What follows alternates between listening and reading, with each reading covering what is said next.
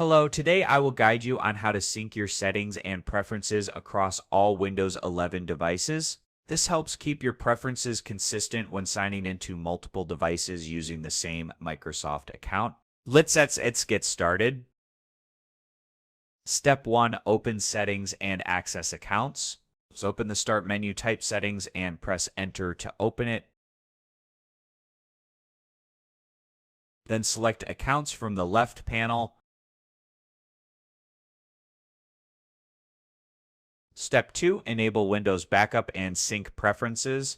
On the right side, scroll down and click Windows Backup under Account Settings. Under Remember My Preferences, toggle the switch to On. Make sure you are signed in with a Microsoft account. You can also choose what to sync, accessibility, passwords, language preferences, and other Windows settings. That's it. Now your Windows 11 preferences will sync automatically across your devices.